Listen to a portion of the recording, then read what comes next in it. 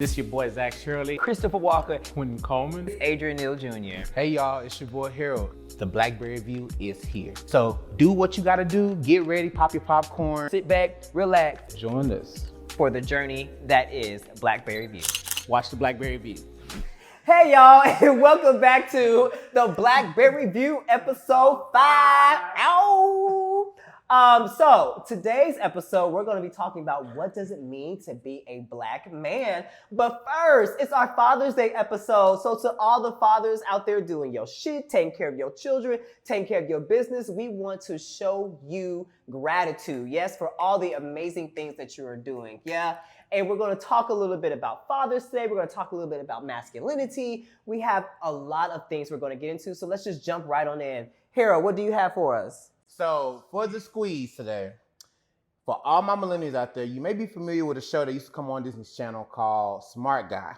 That was with T and Tamara's little brother, Taj Mowry, and he was this whiz kid, high IQ. And actually, he was one of 3 children being raised in a household by a black single father.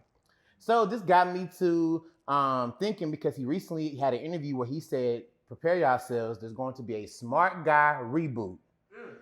He said it live on the interview. It's going to be a Smart Guy reboot. I'm super excited. That had Jason Weaver, what's his name? Essence Atkins. It had him. I forgot the father's name, but it's a really dope show.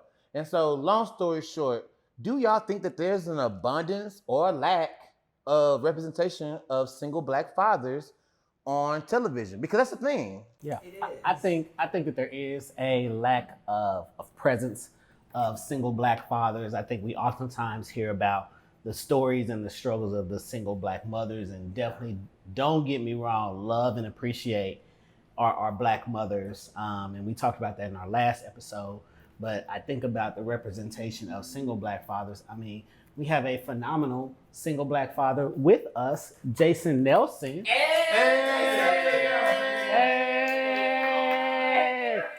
Emphasis on single, ladies, and ready to mingle.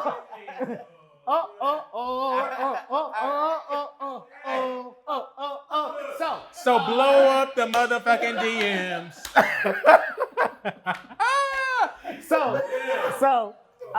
So again, shout out to our phenomenal single father, Jason, who holds it down.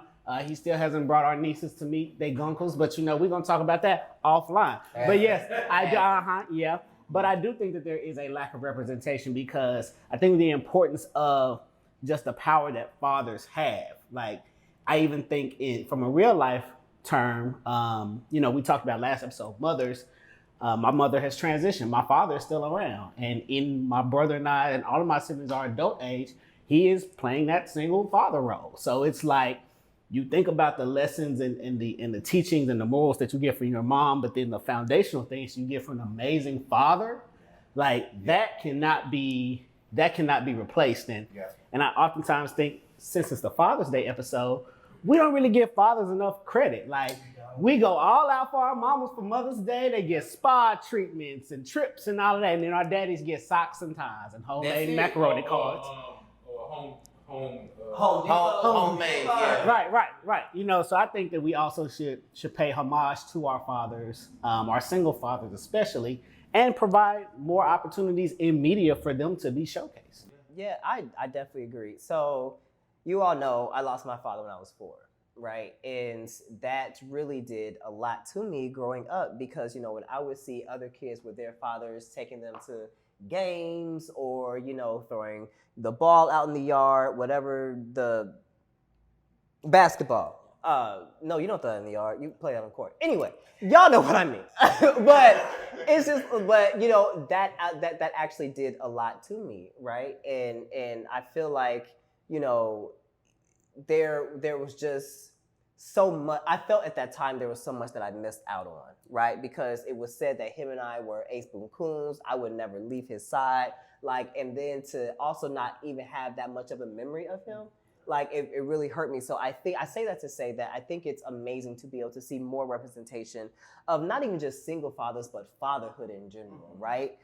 Seeing black fathers, seeing more black families. And, I definitely don't mind interracial dating or things of that nature, but I definitely appreciate more the presence of Black families in media, because that shows us that, despite what people are telling us on a day-to-day, where, Black fathers are no good, or Black mothers are no good, or the Black family's not strong, it actually is. It's very strong and can be very healthy and can be very affluent. And so I appreciate the fact that this show is coming back, and I hope they stick with the storyline of him being a single father, or even if he does get married, him just being a great father, because we need to see that.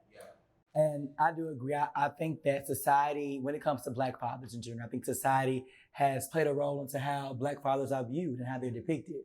So I think it's now time for there to be a paradigm shift for Black fathers to be seen as the heroes and not the villains, right? The term mama's babies, daddy's maybes, like language can be so telling, right?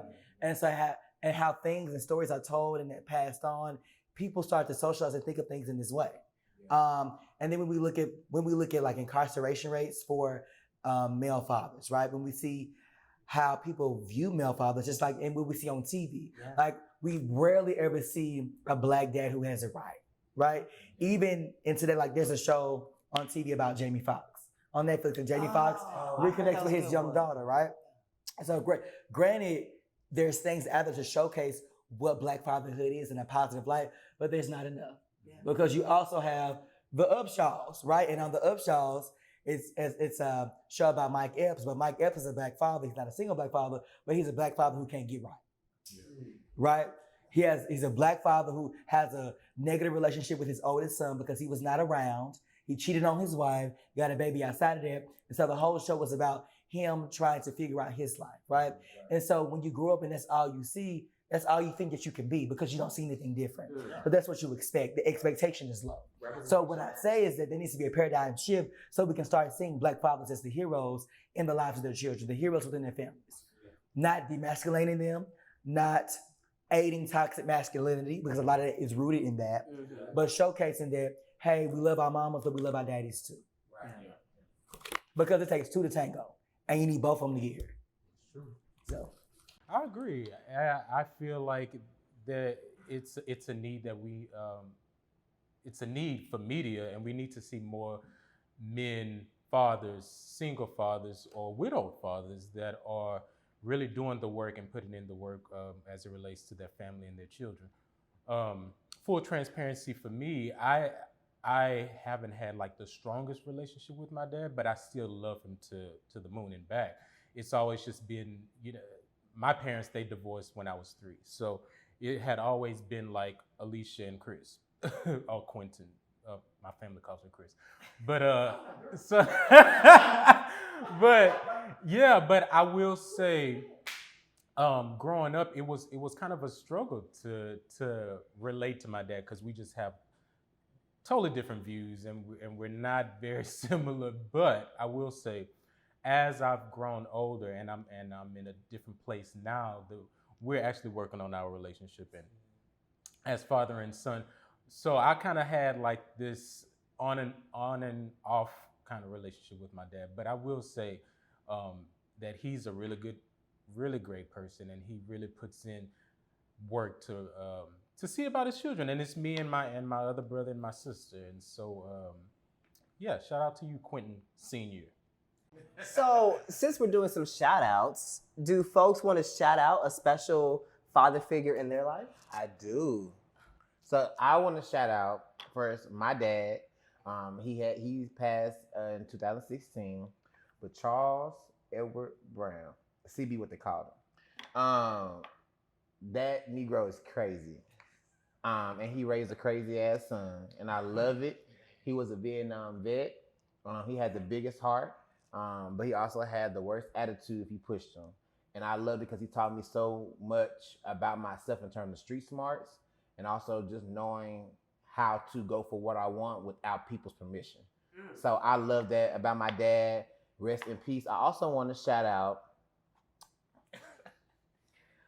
my pops right here, Dr. Zachary Shirley, because everybody knows this, that when my dad passed, it really affected me really bad. And even prior to my dad passing, Zach was a great father figure when I was in college.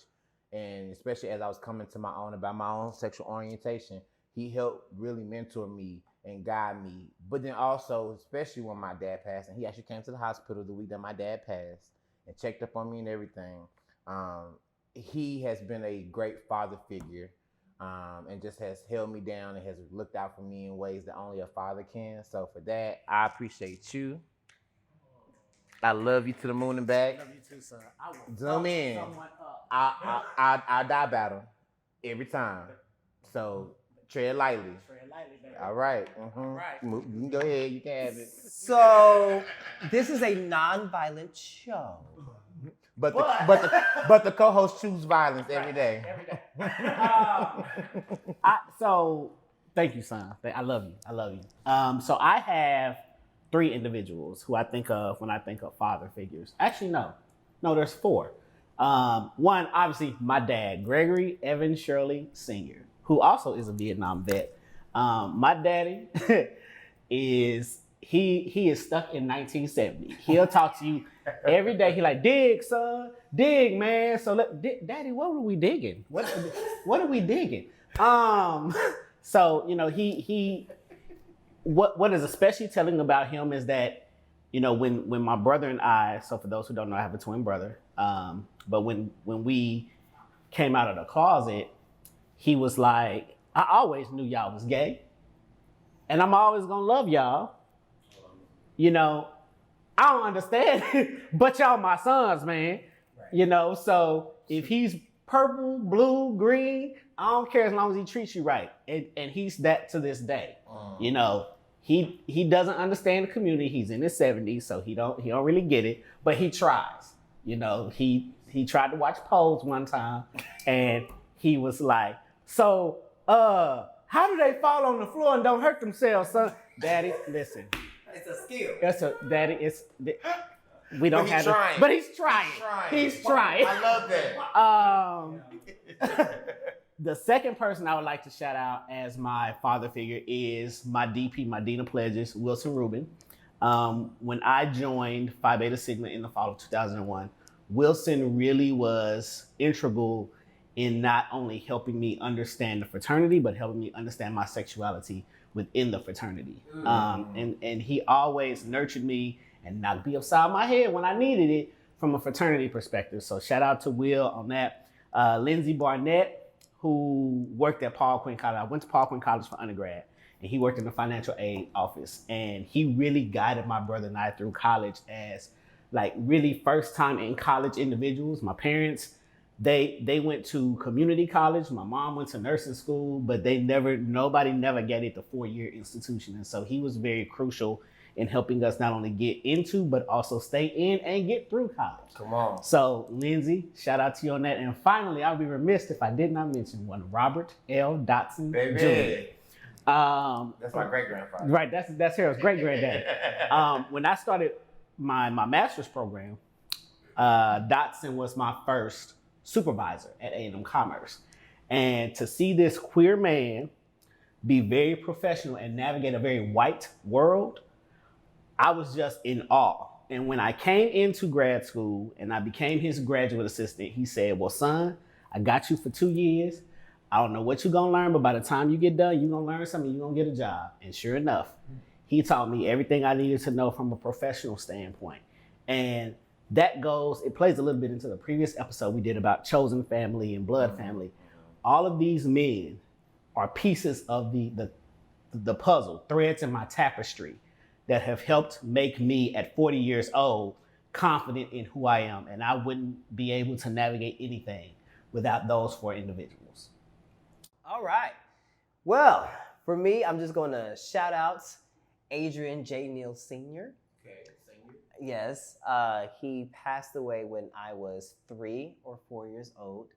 But I honestly feel like even though me and my mom struggled when it came to my sexuality at first, I really feel like he would have been like, I don't care. Because the way that people talked about our relationship and what we had when I was younger, and how high he held me, I don't think he would have cared. And so I wish he was still around, or he was around when I was going through, coming out and owning who I am and things of that nature. But shout him out. Also, shout out to all my uncles and grandfather who took the place of him when he did pass, to make sure that, I had what I needed. And so, yeah. For me, it's a triad. I would like to start by thanking my great-grandfather, Wiley Walker Sr., because without you, I would not know the importance of service and family. He was from rural Arkansas, and everything he did was for his family. He raised me, he raised my mom, he raised my grandmother, and he did it selflessly. He said, when you leave this house, boy, you're gonna have some in your pocket. He was also the person who would give you the shirt off his back. Didn't finish elementary school because he had to work. He was a sharecropper, but he was always helping people. So that's how I learned, and that's why I was inspired to be of service to the community. Two, my daddy, Levi Moore's daddy, I love you so much. My dad has inspired me to be who I am. My dad has worked his whole life for me to be more than what he ever thought I could be. He told me his mission in life was for me to be more than what he was, and for me to exceed and excel his expectations. And I've done it. And so, Daddy, I love you so much. I respect you. I would not be the man that I am today if you were not in my life. And so I love you. I can't wait to see you. See you soon. And then also to my gay dad, my professional father, Dr. Michael Everett. I love you so much. You have been so instrumental into me as it relates to my growth professionally, into my mental health. I can call you to talk about men. I can call you to talk about work. I can call you to talk about life, and I can always expect you to be there for me in a listening ear. We can be in the same meeting and we will mute, and I'll be feeling some type of way, and we will have a whole conversation. So thank you for accepting me as I am and bringing me into your family. I love you. I have a triad as well. My biological dad, Quentin Christopher Coleman Sr., and I've already spoke about him, but he's awesome, and we're really working on. Actually, he was in town last weekend, and we got to connect and chit chat and stuff. So I love you, QC. And then I also have Albert Dill. He really played a part in like my development stage as a child, and he has like nothing but boys. So I was always like roughing and toughing with all of. I called them my brothers. Oh yeah, that's a little Southern slang. So I love all of my brothers, and all of you guys have really played a part in my development, and so I love you guys. And then my stepdad, my mother's current husband, Malcolm Wells, and he's really you're like bomb.com, and he's really taught me how to balance checkbook. I mean, all the adult type things that we need to learn as we grow as young adults. So I shout out to you, Mr. Malcolm. Love you too. Oh, that was so adorable.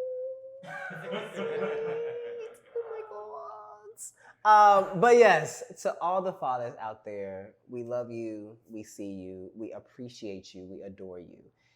Thank you for helping us, the ones we named, to be the men, or however we identify folks in front of you today, and appreciation to all the fathers who are just doing their best, right? And please continue to do that, because we need you. We love you. Shout out to Jason Nelson, who is an amazing father of some beautiful girls that we will one day meet. Come on, girl dad. So yes, y'all, we are going to take a quick commercial break, and then we'll be right back.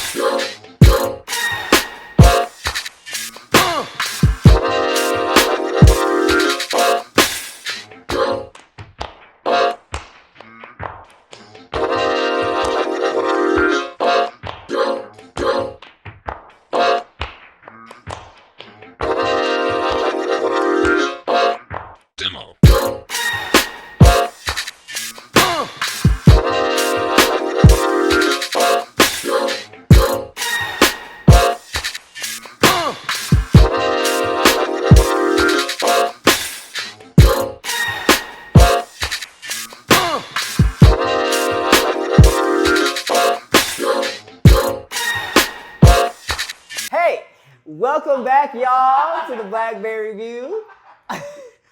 We hope you all enjoyed the first portion of the show where we definitely showed appreciation to all the wonderful and amazing fathers out there. But next, we are going to get to the juice. So, Q. With Pepe Le Q. Hey. Boy, what's that trained voice you giving up? What is the juice? Go back to your high notes.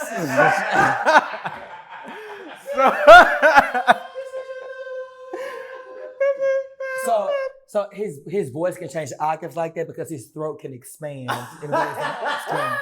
I mean, it's true. So what's the juice? Fathers. So what does it mean to be a man? Another question for you to chew on. How do you define being a man? And is masculinity the prime characteristic of being a man? So I think that masculinity is up to your own perception of what masculine is. Some people attribute masculinity to how you carry yourself and how you dress. I attribute it to handling your business. If you paying your bills and taking care of all your responsibilities, those are masculine traits. You're doing what you need to do to make sure that you are okay, to make sure your household is running and functioning smoothly. I don't give a damn if you got on a purse, a bag, want a pussy pop and all that. As long as you're taking care of your business, that's what a masculine trait. That's what a man is. A man takes care of his shit. He owns up to his shit. Period. So, yes, and that's adulthood. Taking care of your own shit, that's just being grown, right? So for me, I actually don't like the terms femininity and masculinity, right? I don't. And I hate putting people in boxes because people have tried to put me in a box and I put myself in boxes for so much of my life. And I'm just now at 35 being okay with wearing stilettos or with wearing a bag. Or I even told folks I'm going to start wearing tennis skirts, with some cute chucks. So what you're telling me is that you have to come out of a closet and a box? Yes. That's a lot of work. That's a lot of coming out. A lot of closure. That is. And so for me, what I appreciate is just people who can just be their authentic selves. And I want to create spaces or help to create spaces for people to be their authentic selves and show up in whatever way they want to show up, right? Just because you come in a tennis skirt and some chucks doesn't mean you can't be seen as masculine, whatever that may mean, right? But I think we have this thing, boys wear blue, girls wear pink. Boys play with G.I. Joes, girls play with Barbies. I wanted to play with my sister's Barbies growing up. I wanted to play with My Little Pony, right? I didn't want to play with no G.I. Joe men unless I was imagining them doing nasty things to me. So for me, I just hate those terms, right? Just be whoever the fuck you are. I echo that sentiment, Adrian. Growing up, my brother and I, we had all the Ninja Turtles. We had the Turtle Blimp. But we told our mom and dad we wanted My Little Ponies, and they bought us 2 My Little Ponies, and we had My Little Ponies and Ninja Turtles. Yes. And so, what color was your pony? My pony was a lavender, and Greg's was a teal blue. Mine was orange, with the rainbow tail. With the little plastic brush and the heart on the. Yeah. I didn't have it. And so, I too look at masculinity and femininity. Again, they're social constructs. When we think about fashion. Heels were originally created for men. Yes. Wigs too were originally created for men. Makeup for men. When you think about also, what else? The concept of what's masculine and feminine has been blurred over time. In the 70s, our daddies was wearing crop tops. But you want to talk about people with crop tops and short shorts. And platform shoes. And so I oftentimes believe that, people are comfortable with these boxes because it allows them to be able to assign things to people, and things that they are not familiar with makes them uncomfortable. I have, in my 40s now, to Adrian's point, I have started looking at what I would consider more fashionable things. And so whether it's harem pants or sandals that go up, past my ankles or whatever. I don't believe that there is a certain type of assignment of masculinity or femininity.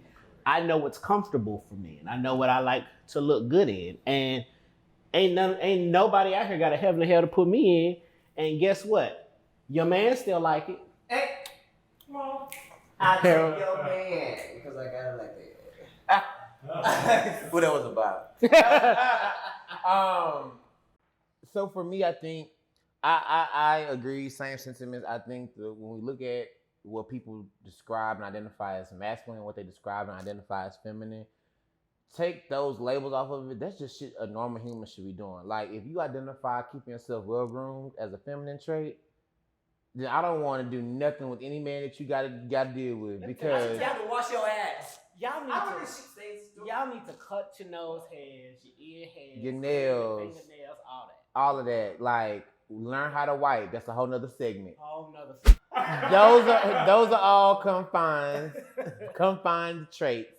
I think when we start to look at what it means to be a man, I think, for me, if you identify as a man, right, then you get to set that definition for yourself, right?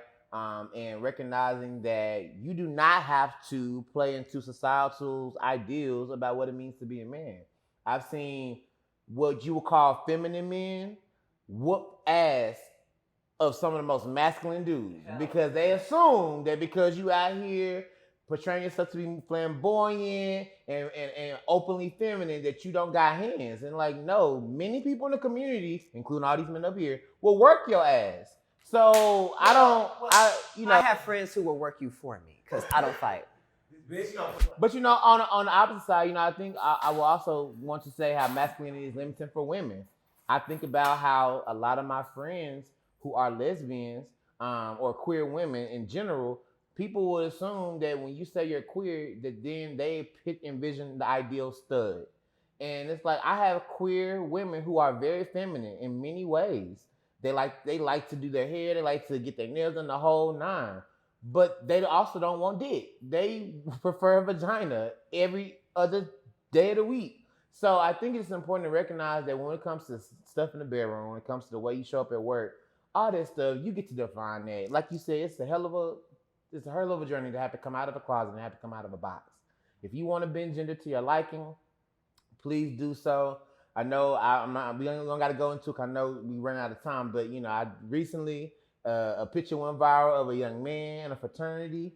If you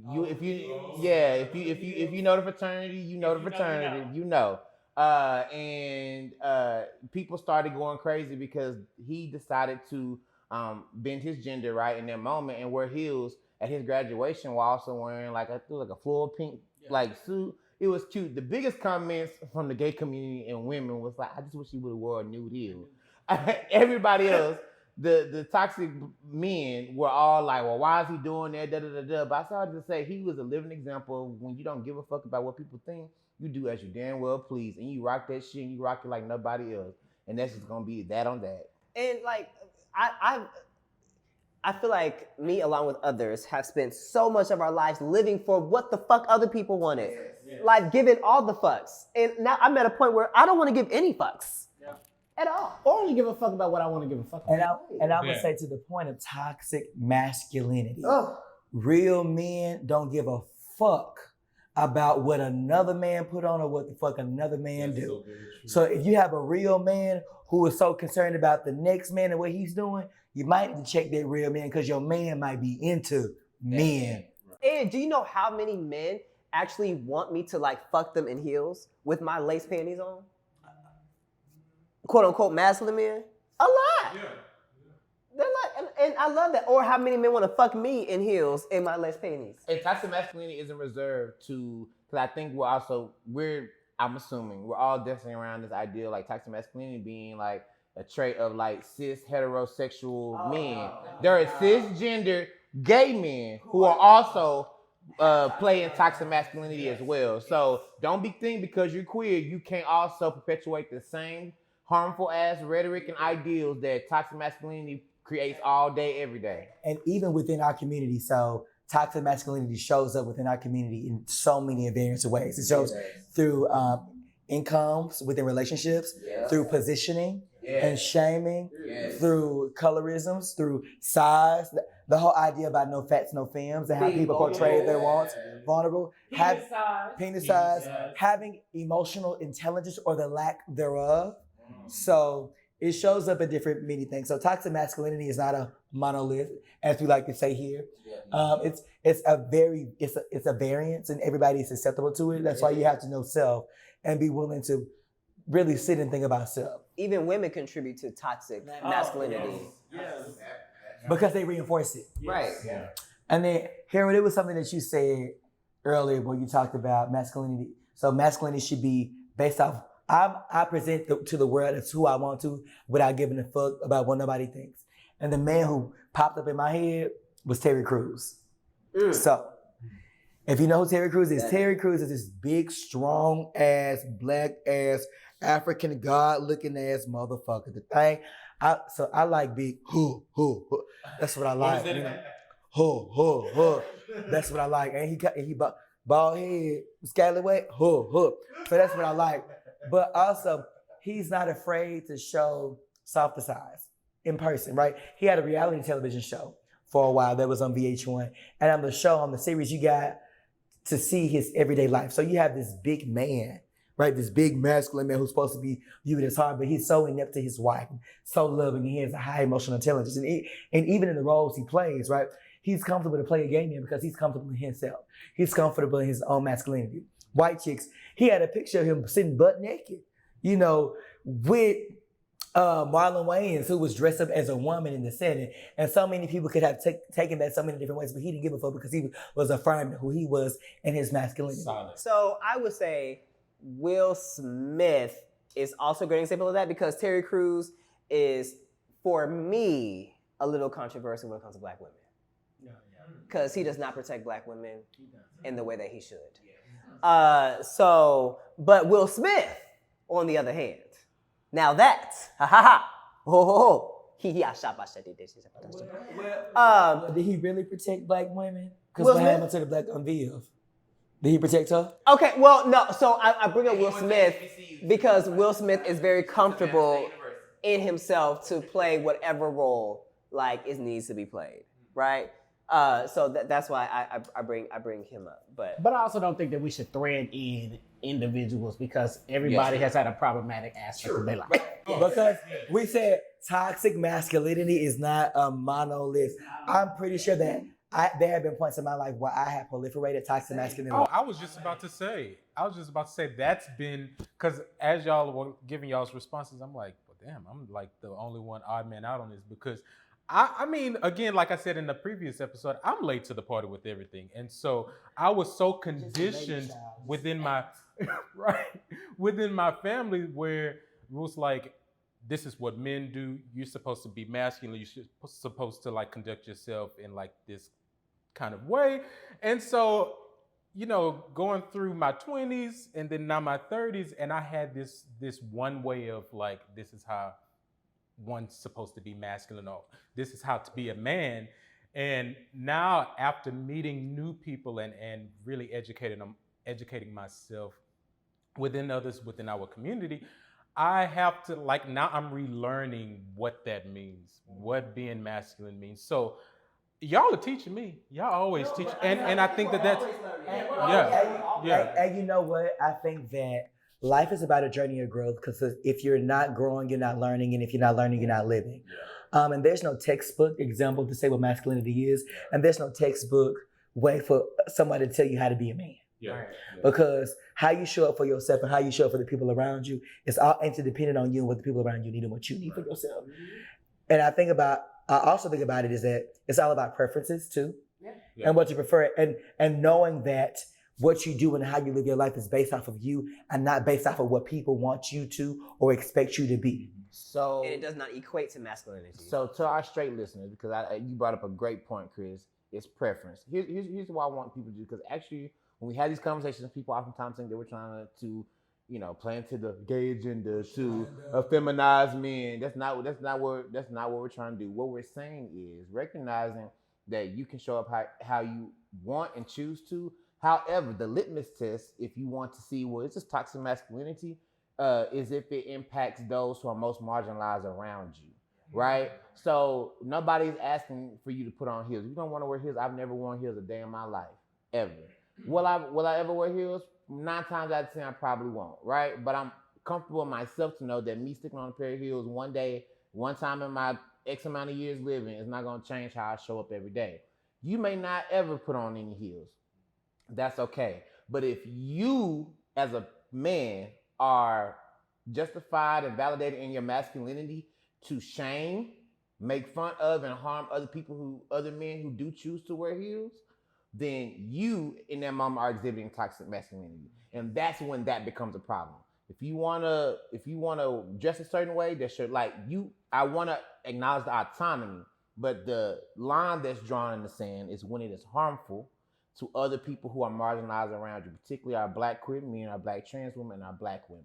And that can be harmful verbally, physically, emotionally, mentally, all of that. Then to Adrian's point, it's like, why do we have to be conformed? Like, why do we have to only be one way or one or two ways? Like, we as a human beings are very nuanced. We are very nuanced people. So why should we limit ourselves to... Well, we limit ourselves because of societal norms. The societal norms from a psychological standpoint puts us in these places. We talk about boxes. It puts us in these places where people feel uncomfortable when people color outside the lines. And the limits of society is based off our intellectual capacity, recognizing the human mind can only function in so many compartmentalizations of things. That's why when you walk in, it only takes 7 seconds for somebody to make a judgment about you, because our mind has to find a box to put you in for us to function. And so when you have a society cognitively that is limited, that then is going to produce limited biases and perceptions around people that they inhabit with. So and so it all boils down to power dynamics and the power that you perceive that you have in relation to the power that you perceive other people don't have, and how you use that perceived power to uplift you and to denotate them, right? To affect marginalized communities who may already be vulnerable. So using the power that you think you have to make them feel less than, because it's all based and rooted in competition, because that's how we were socialized to think. You have the haves and you have the have-nots. And if I'm a have, I'm gonna ensure that I'm going to continue to have, and I'm going to make you believe you don't, right? And so I do that by trying to showcase my perceived power, which is quintessentially non-existent, because we are all human beings and we come from an equitable standpoint. intentional, unintentional. Exactly. Right, and we see, or we deem being masculine, we equate masculinity to power in today's society. But in my opinion, because the God that I serve is a woman, and for me, a Black woman, and for me, if anybody has power, it's those who are feminine. That is where the power, that's for me. But also, I think we also sometimes equate vulnerability to weakness. And so therefore, we don't create space for men or boys to be vulnerable, to cry. So for me, that's the biggest point for my definition of masculinity.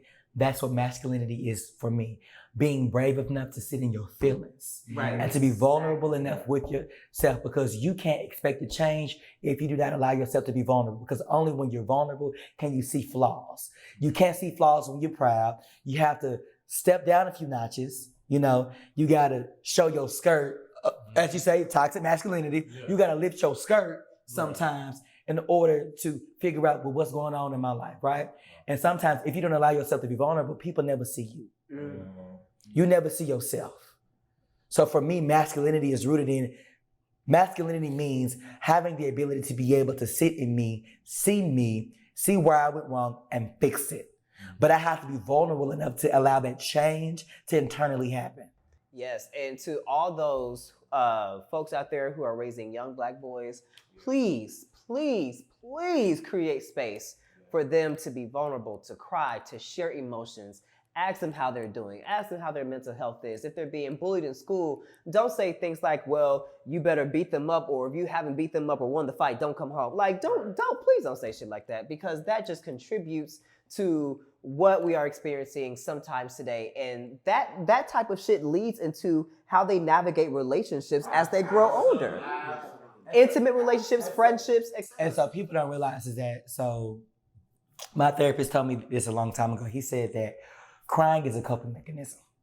And when things happen in your life, you have to allow people to cope in healthy ways. And crying is a healthy way of coping. If you do not allow people to cope in effective ways, things build up. And that's where we start to see a lot of mental health issues. That's where trauma comes from, violence, because we're not allowing people spaces to be able to cope with their feelings. When you are a baby, how you cope with your feelings is that you cry.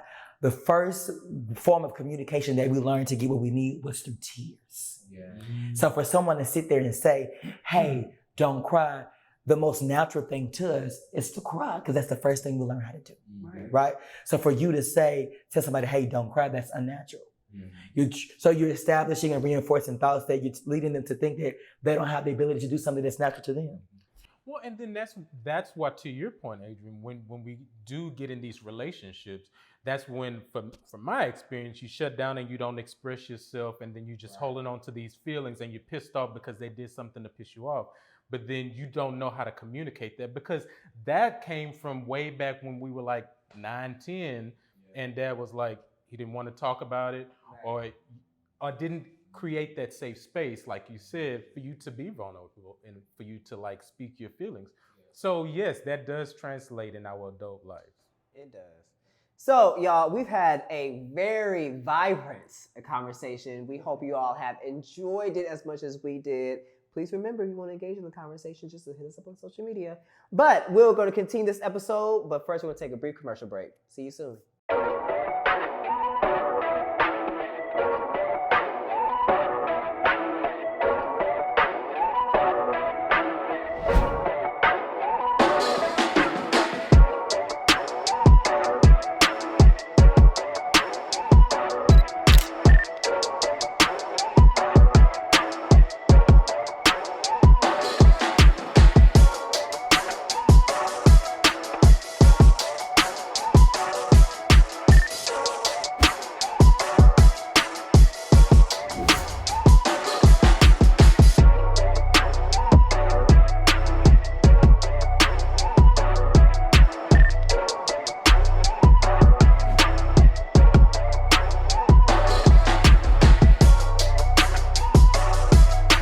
Hey y'all, welcome back to the Blackberry View. Now we know that this is Chris's favorite segment, not because it's just his, but also because we get to talk about feelings. So Chris, what are we talking about today? Okay, so in the spirit of being masculine and allowing ourselves to be vulnerable, I would like everybody to share a moment in time to where they felt like they were a victim of toxic masculinity. I think it's important for us to be vulnerable, not only with ourselves, but to be vulnerable with our audience, right? To let them know that we are authentic people and we go through real life shit, as do they. I think specifically back to when I was, I'm in a fraternity, in Alpha Phi Alpha Fraternity Incorporated, and there was a time where I was around a group of brothers, and there were statements made that, in so many words, right, had this undertone that because I am queer, I do not have a space in the organization. In addition to that, right, if I were ever to aspire to leadership in the organization, it'd be very difficult to do. And probably honestly downright impossible because of my queer identity.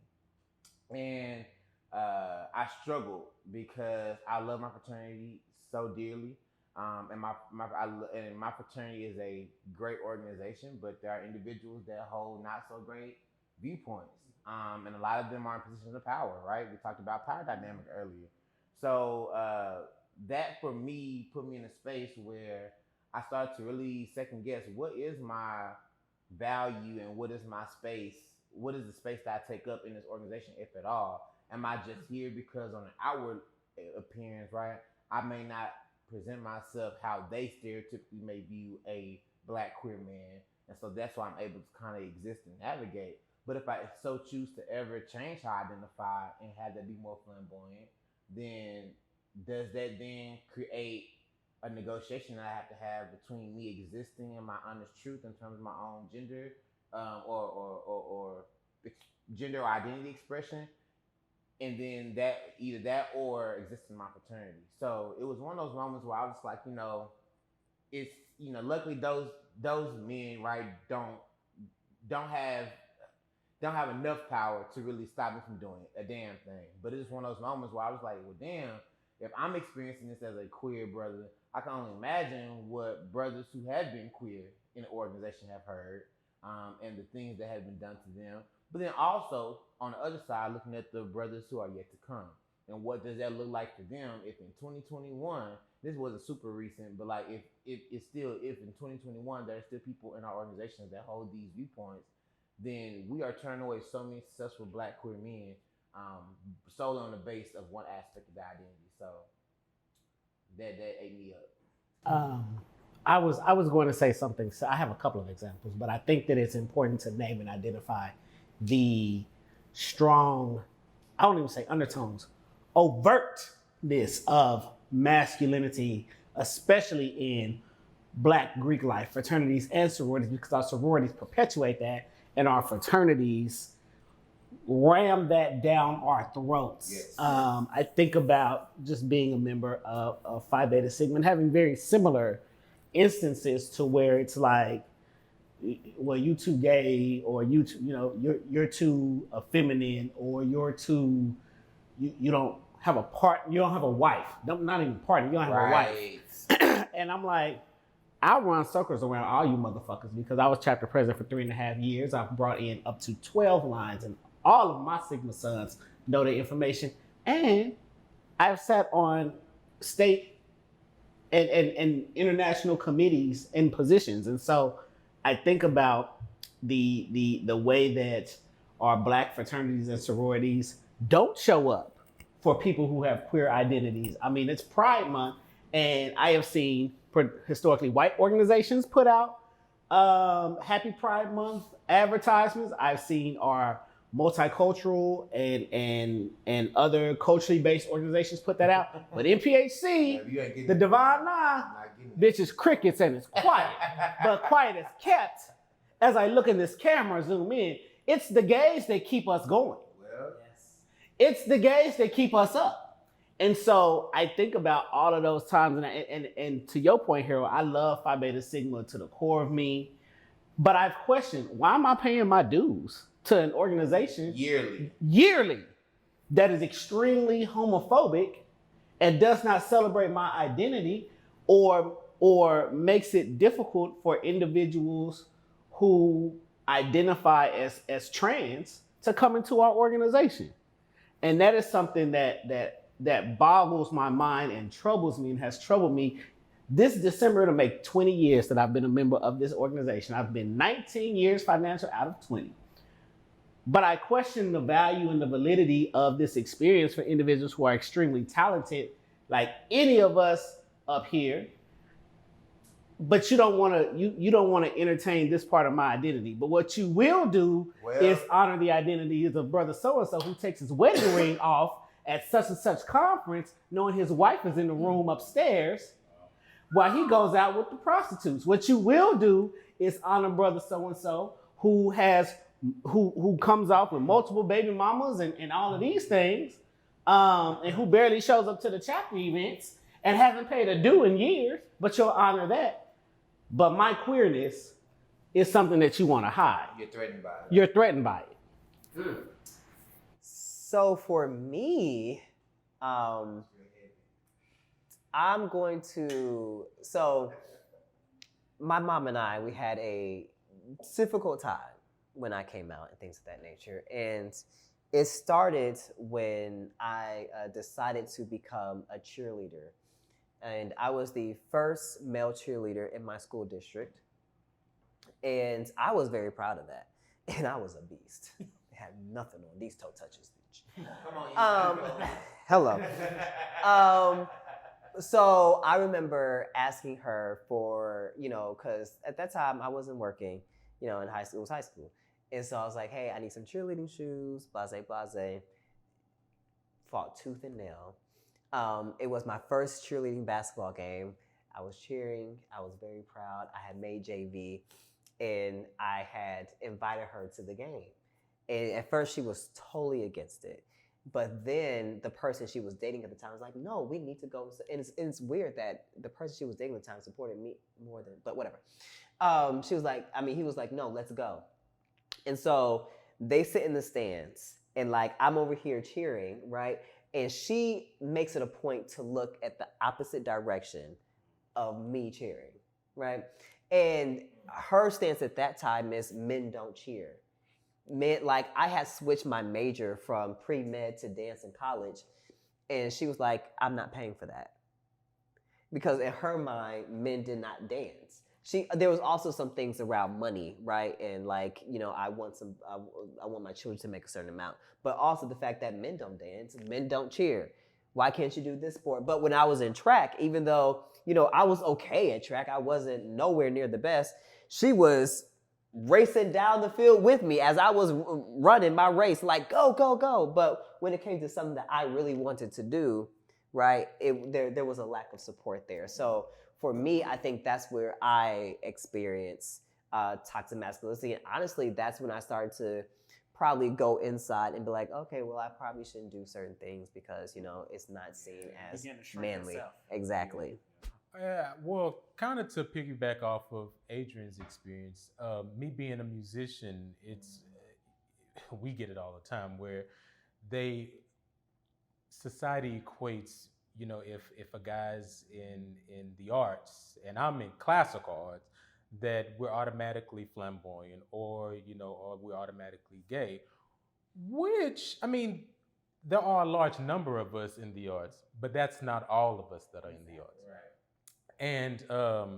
And I feel like I've had to combat that because going back to what I said previously, like we're all very nuanced people and we're not like one way type of a guy. So I've had to combat that. And also in corporate America, I feel like a lot of us, if we come out as being gay, then we're not being taken seriously or we're being disregarded like on conference calls and stuff because, especially if we have more of a high pitched voice or a little twang in the voice, then we're not taken as seriously. So I feel like I'm always having to be on and having to combat that with some of these VPs that I'm working with are these overly masculine men that are the same VPs that want to have a diverse and inclusive environment. Exactly. The same ones. Right.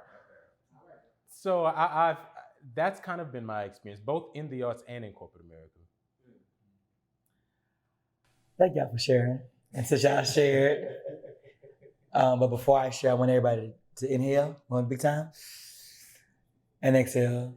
Because I know sometimes it can be a lot and it can be traumatic. It can be traumatic revisiting instances of trauma. And so experiencing toxic masculinity is a traumatizing experience. So I want to acknowledge that. And I want to also thank each and every one of you for digging deep and allowing yourself to be vulnerable enough to share that in the space with people that you don't know. That's what masculinity is. This is what masculinity is. For me, I'm going to talk about it from an intercommunal standpoint within the LGBTQ community. And actually, mine happened last night. So some of you may know and some of you may not that I am a jack of all trades and a master of all, period. So I bartend at the After Hours Club at the Gay After Hours here. So I was bartending last night. I had my shirt off, feeling the music. And I had this one customer. He wasn't even my customer. He was my fellow bartender's customer. And he was just sitting there looking at me. And I was like, hey, what's up? And he was like, you know what? You would be really cute. You would be really, really fine if you was a boy. And I said, wait. I said, what is that supposed to mean? And he was like, well, you look good, you have a nice body, but how you act doesn't fit with how you look. And you would be real cute if you did. And he said that? He said that. Wow. And now if you would have saw the boy, you would have gagged because he looked like Humpty Dumpty after he fell off the wall and had sat on the pavement and got scrambled by the sun. Okay? And so like, in that moment, I was just like, are you serious? Because it's like, if I were a boy, but if I was a boy, right? So like, and as we had this conversation about toxic masculinity, like it even shows up within our own community in the place where we expect that we're safe. Because in that, I bartend at a gay after hours, right? So I'm thinking that I'm in a space where I'm around like-minded individuals where I can be free to be me and I can be accepted in Pride Month. And for someone to say that you would be cute or that you would be attractive if you're a boy is like baffling to me, especially if they said that you look nice, but it's just not there for me and I'm not attracted to you. Well, one, I didn't care if you were attracted to me or not because I'm not here to appease you. I'm here to appease myself, right? But two, we need to be more mindful of the things that we say to other people in our community because we don't know how words can affect people. And also, we don't take into account of how we would feel if somebody was saying it to us, right? And so earlier we talked about how toxic masculinity happens on so many platforms and so many areas. So I wanted to share that story to say that even within the queer community, for those straight folks out there, we're not targeting you. We're not pointing at you. It happens to us from the people who look like us, act like us, and do the things that we do, right? So as a collective, as being Black people, right, we need to collectively do a job to be more aware of how we are abating and aiding toxic masculinity and society, period.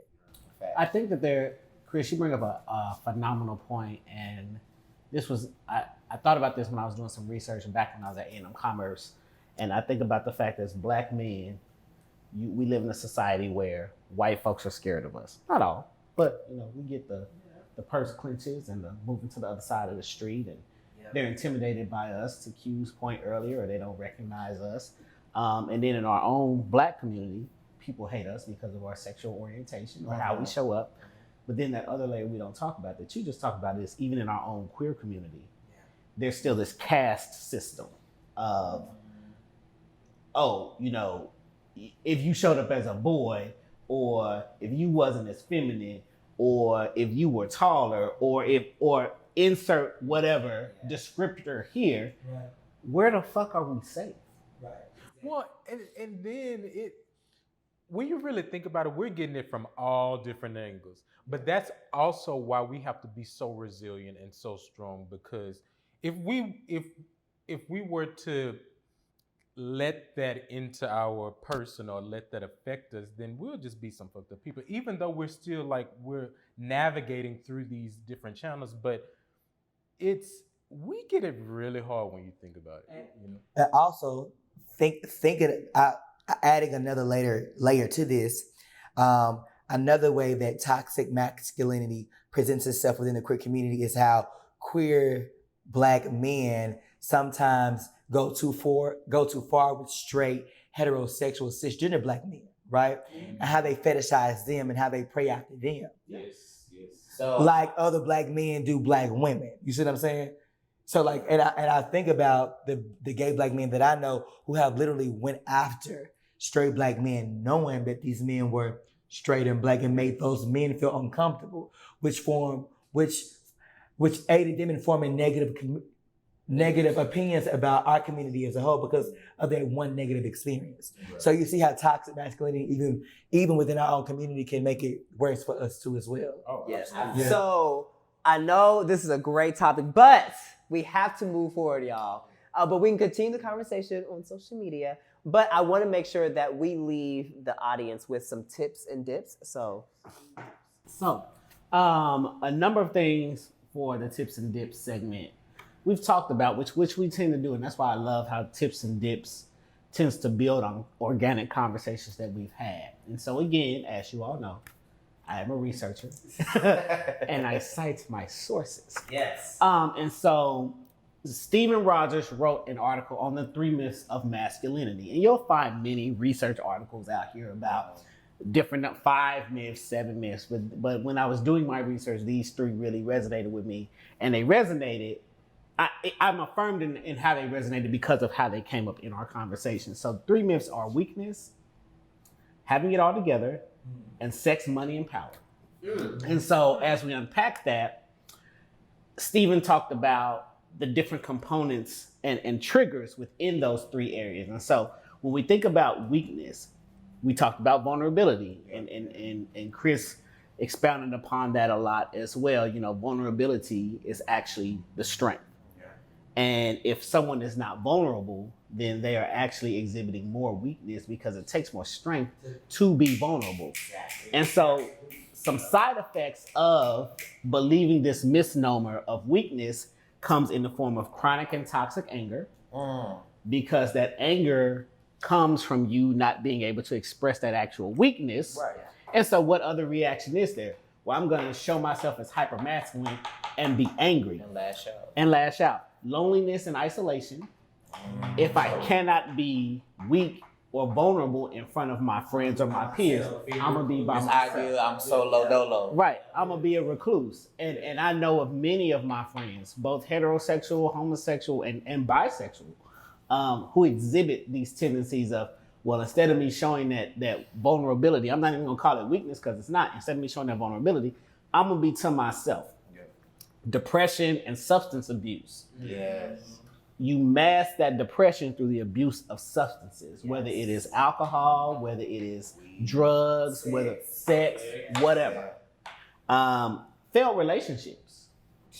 How many of us have had conversations or seen conversations with people, whether they are heterosexual couples, bisexual couples, homosexual couples, where one person cannot show up in an authentic emotional way for the other person, and that creates failed relationships because you don't know how to unpack that. And then in that, trouble communicating.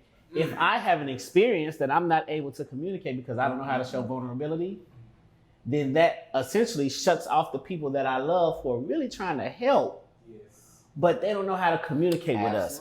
So that's that weakness component. When he talks about having it all together, some triggers and some results that come of that: high stress.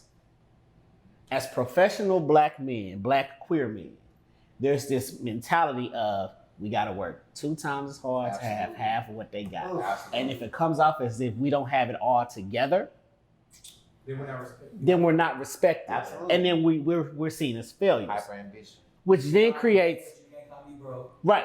Yes. Which then creates shame, embarrassment, and anxiety. Like I always have to be on. Yes. Like I constantly have to have this mentality of I have to show up. And I've said that to myself. I've looked in the mirror, from an Issa Rae, okay, mirror bitch.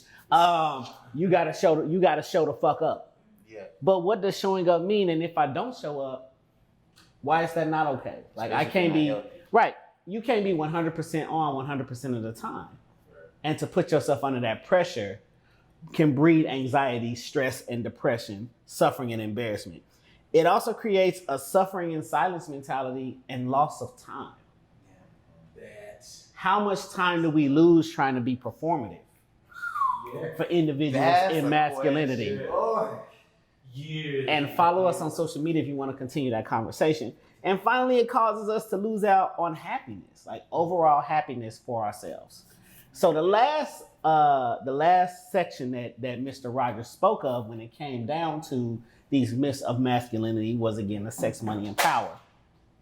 And so with the sex, money, and power component, there's this concept of damaging and dangerous behaviors. When we think about marrying, the concepts of sex and money and how it comes out in the power, and I think Chris talked about this earlier, this power dynamic. If I have the most visceral and virile sex and I have all the money, I have all the power. But then if I don't have that, how does that define my masculinity? When we think about the concept of the power top, for instance, or the concept, whether, again, it is the heterosexual community, homosexual, bisexual community, for men, the most bodies equals the most power. But then when we look at women, the most bodies equals you a hoe. Right. So how does that, again, translate into the concept and the power of masculinity? Creates destructive relationships, chronic stress, and all in all, low self-worth.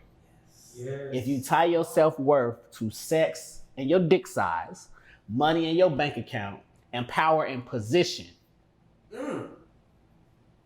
then does that mean that you equate your self-worth to that? And if you lose all of that one day, because all of those things are fleeting. He also talked about what I talk about this often, the thought process of when we look at sex, money, and power and how much people make, or how big somebody's dick is, or how much money they have or what position they have.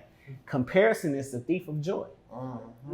Because when you compare yourself to somebody else's story, it's like you're diminishing your own, but you don't know what type of shit they dealing with. And we do so much of that. So if I'm to leave you with any tips and dips as we get ready to dip, understand that comparison is the thief of joy. And also understand the fact that when we talk about weakness and having it all together and sex, money, and power, it doesn't define you as a man. Because you are the only person that is by yourself at 3 o'clock in the morning dealing with your inner demons and your thoughts. You gotta live with you. Facts. All right, y'all. Woo! Child. This was a deep conversation, y'all. That was a deep conversation. So, thank you everyone for tuning in to episode 5. Ow! Remember to please follow us on all of our social media platforms. That's Instagram, Twitter, and Facebook at The Black Bear Review. Yes. And of course, please subscribe to our YouTube channel if you haven't already. And we invite you to be a part of the conversation. Message us, comment, please. We want to hear your thoughts. And until next time, y'all, stay black. Peace!